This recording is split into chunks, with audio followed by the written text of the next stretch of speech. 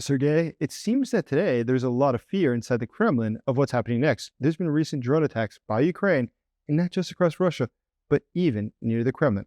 Well, what do you think is going on now inside the Kremlin? Well, we all have seen the map of Russian air defense around Moscow.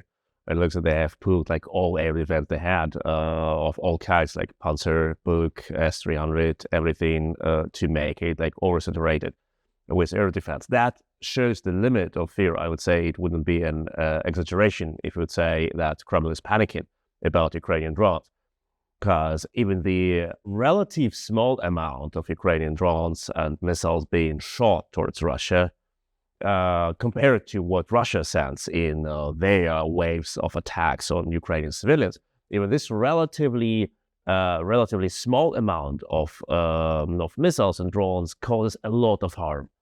You call it like refineries, infrastructure, military objects, etc. And this leads already to a situation when some regions in Russia are out of oil, some regions are out of gas, some regions are out of power. And that is really something big on the fourth year of war, which Putin promised his people to end within 3 days. That is certainly the case. And in fact, we notice while the Kremlin seems to be panicking, on the Ukrainian side, people are becoming more and more optimistic. And in fact, you and I were recently at the front together in Donetsk just earlier this week. What did you see there? Well, there is, of course, a lot of layers in this war. And we cannot say that, like Ukraine is winning on all fronts. It would be like pure propaganda. War is always a question, a matter of fog, of indecisiveness, of we don't know what will be the outcome. We don't know how anyone will react. What we can see, Russia, every time Russia is in trouble and Russia sees they don't reach their goals, they start to shout very loud, oh, we will take this city, we'll take this region, we'll take this and that, give it us without fight. We have seen it in Kursk, we have seen it before in Kupiansk, we have seen it with this Donbas offensive of the Russians. Every time they claim they have already captured something without they even coming close to that. We have been with you together in Kursk with the Ukrainian army last year, in Ukraine-controlled Suja back then. We have been lost months within the last 4 weeks. We've been twice on the front in Donetsk region. We have been in Sumy and Kharkiv, like everywhere. And you have seen it. The Russians are way far from their successes they claim they have had.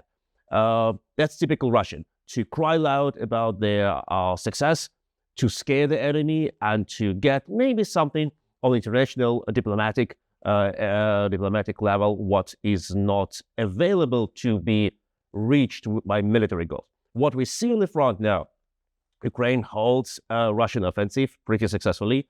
Not on all fronts. Pokrovsk is clearly a very hard area. We have been on that axis 3 days ago with you. But even in Pokrovsk, the Russians pay that much toll with their soldiers to get 1 street more, 1 block more, and the Ukrainians decimate them with drones, decimate them with their skills. And we need to say, in Pokrovsk, 1,500 Ukrainian soldiers stay against 17,000 Russian troops, and Russians still are not able to take the city. It is pretty amazing. And one of the factors of why they got to take the cities are, in fact, drones. And you and I work delivering drones in all these places, both in the Pokrovsk direction, as we did in Sumy, as we did in Kharkiv. But these drones are making a huge difference. What do the soldiers say about these drones?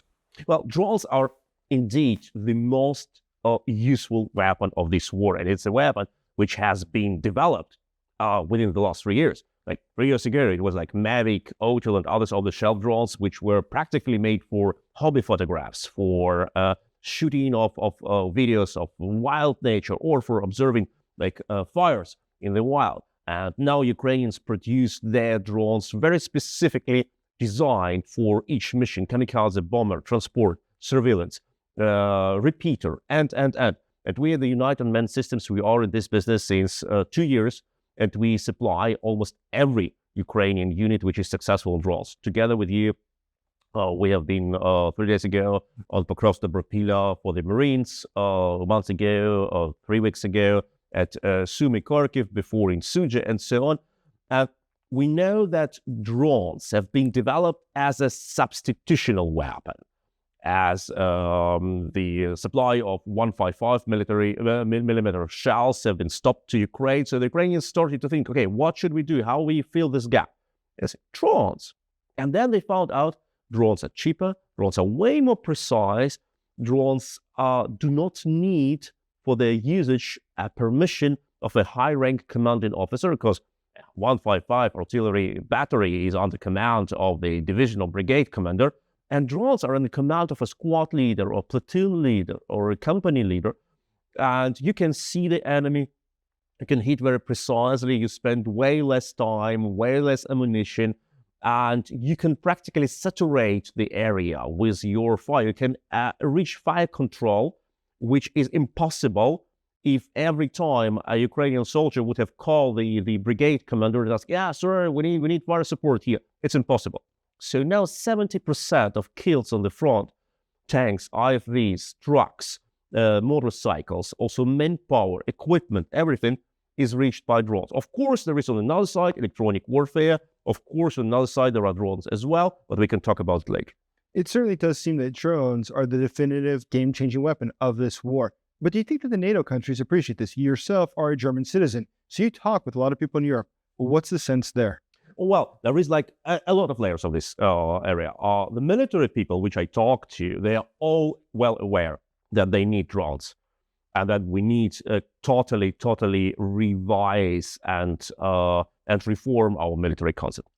Although even the military not always understand to which level drones change the warfare, because they not even have the direct experience on the front line. Where understandable, we don't send military personnel to Ukrainian trenches to get experience because we cannot risk that these people get killed or captured or something. This would give Russia an option to say, oh, there's not NATO actually fighting against us. So that is the problem.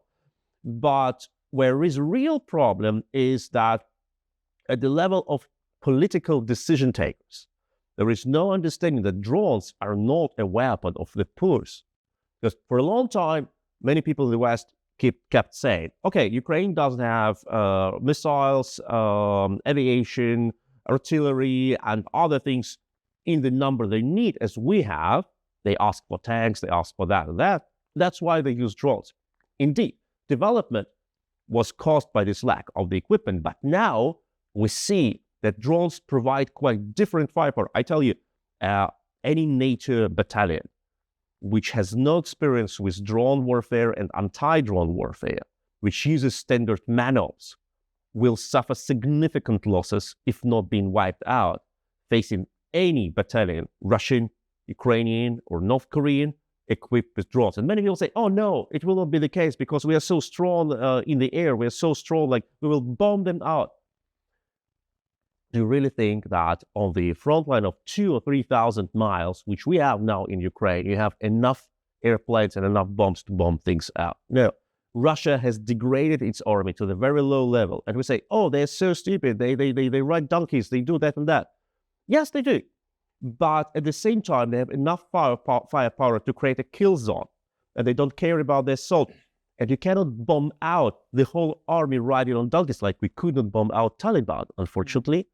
And that is what we need to understand, that the technological low level of the Russian army and the lack of education and the lack of their commanding skills doesn't mean that they are weak. They are strong on the battlefield, which they dictate. And that is not a battlefield you can win with a win of F-35s, exactly as we could not fight back Russian attack of 30 Shahed drones and Geran drones against Poland without mobilizing the whole air power of the NATO. And that is a very, very disturbing signal.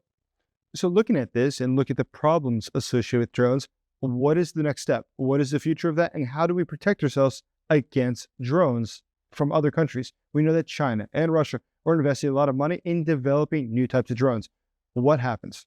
First of all, we need to train our troops using drones. Exactly as we train our troops to shoot machine guns, to ride IFVs, to fly jets, our troops on training ground must use drones as a normal standard weapon, one among many. And that is we at United Unmanned Systems, we cooperate with several Western NATO armies and say, okay, we can make this assessment, we can offer this training and other things in air defense, also in ground warfare. But this must be industrialized on a very high level. We need completely revived. It's exactly like the tank warfare after World War I and World War II. The armies which have introduced tank warfare, mobile warfare, were able suddenly on the things which were seen as unnatural before. And the same with the aviation. See the development of the airplanes from World War I, Red Baron, Triplan, very funny thing, efficient back then, but very funny in 10 years. And in 20, 30 years, jets, huge strategic bombers, etc. The development is amazing. The same is what we have now with drones. We need buy drones, we need produce drones, we need use drones and train our troops, and we need that every single platoon, exactly as they have ATGM guy, exactly as they have machine gunner, and they have sniper, they have that and that, they need to have a team of drone pilots, because drone pilot is practically an extremely efficient artillery unit under command of a platoon leader or a squad leader. And that is the level of firepower no army in the world knew until now.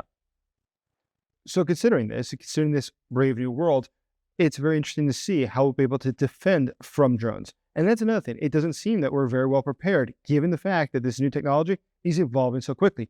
It seems like there's a new generation every few months. How fast are drones evolving?